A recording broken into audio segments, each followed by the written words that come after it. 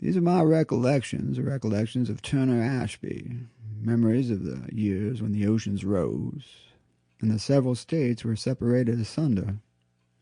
1.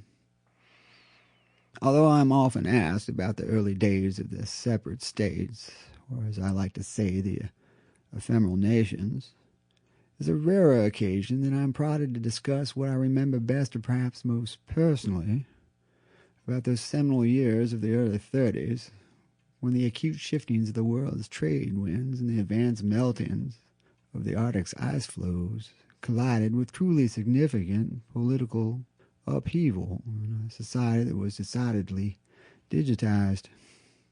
I've written extensively on the collapse, takeover, and final dissolution of the United States federal government and the tax indentures that followed.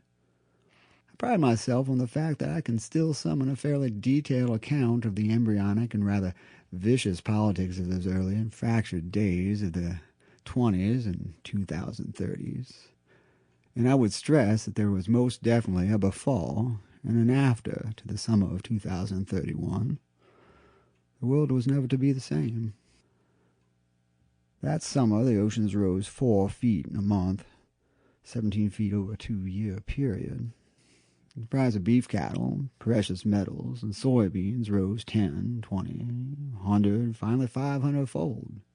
The United States of America finally shattered into a motley list of 53 august and dispirited nations, one of which was the Commonwealth of Virginia. My nation, I suppose, to have and to hold, Virginians have always been rather sentimental towards their states' rights. That summer I was 16 years old, going on 17. And that summer was much like any other summer for a 16-year-old, if you squinted, stuck a dead fish up your nose, and tossed your computer across the floor. There was a swirling madness to that summer, but I can't say it was the threat of standing ankle-deep in the swelling waters of the James River, or the threat of being sent to Texas to work off my family's tax debts that made me truly realize that the world was capable of being a crushing and capricious monster. No, that was left up to the day that Laze Fitzgerald kissed me goodbye.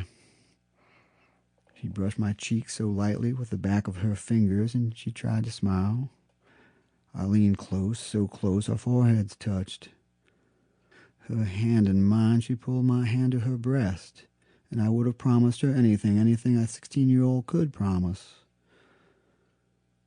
I was certain that we would never see each other again. Of course, with hindsight, I realized that Laze and I...